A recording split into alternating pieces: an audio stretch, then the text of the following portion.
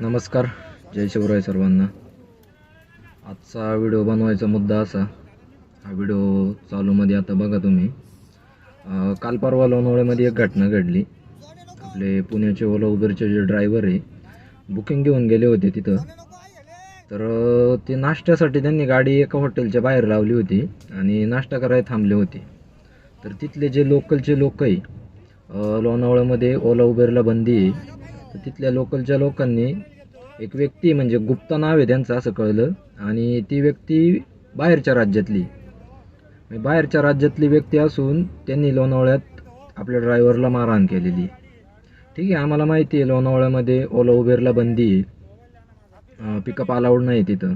तुमचा स्थानिक रोजगार जातो आहे, त्याच्यामुळे तुम्ही ते सगळं बंदी आणलेली आहे त्याच्यावरती. ठीक आहे, आमची काय हरकत नाही. एखादा ड्रायव्हर जर तिथं येतोय आणि त्याला जर ह्या गोष्टीची माहिती नाही, तर तुमचं काम आहे ना सांगणं की बाबा भाऊ, इथं ओला उबेरला बंदी आहे, तुम्ही काही पिकअप वगैरे करू नका. त्या व्यक्तीला माहीत नसेल तर तुम्ही सांगा ना त्याला. पण मारहाण करायची काय गरज आहे? अक्षरशः त्या व्यक्तीची गाडी पूर्ण फोडून टाकली, पुढली मागली काच फोडली. त्या व्यक्तीला एवढी जबर मारहाण केलेली आहे, त्याचं डोकं धरून पार शेजारी टेम्पो आहे, त्या टेम्पोवरती डोकं धरून अक्षरशः जसं जनावराला आपण मारतोय ना तसं मारत होता तो. त्या व्यक्तीचा त्याच्यात जीव जाऊ शकत होता, काही होऊ शकतं. तर मग याच्यावर कारवाई झाली. आता स्थानिक पोलिसांनी ते व्हिडिओ वगैरे ज्या व्हायरल झाल्या, त्याच्यानंतर त्या व्यक्तीवर पोलिसांनी कारवाई केली.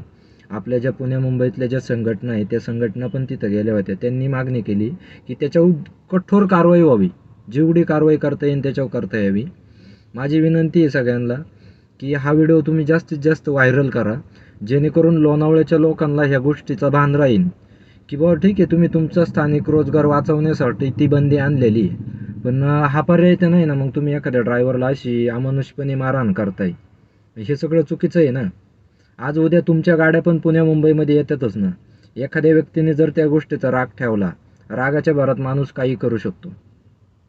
आता ठीक आहे, तो व्यक्ती सर्वसामान्य ड्रायव्हर होता, गरीब घरातला असणार नक्की, कारण तो कुटुंब संकटात नाही यावं म्हणून ड्रायव्हर ह्या गोष्टीचा विचार करत नाही. पण काही काही लक्षात ठेवा की काही ड्रायव्हर असे सनकी डोक्याचे आहे ना, तुमचा विचार तुम्ही करू शकत नाही. तुम्ही तर त्याला एवढंच मारले, पण तुम्ही विचार करू शकत नाही, त्याच्यापेक्षा खालच्या थराला जाऊन तुमच्यासोबत ते वागतील. पण ड्रायव्हर काय आहे, त्याच्या कुटुंब स्वतःचं पोट भरायचं असतं त्याला, त्याच्यामुळे तो भांडण वगैरे करायच्या भानगडीत पडत नाही. आता तुम्ही लोकल तिथं दादागिरी दाखवता. तुमच्या जरी दम असेल ना दम, तर तुम्ही बाहेर असं पुन्हा मुंबईच्या ठिकाणी दादागिरी करून दाखवा बरं. ते म्हणतात ना, हर कुत्ता आपली गली में शेर होता है, तशातली गोष्ट आहे भाऊ. आमच्या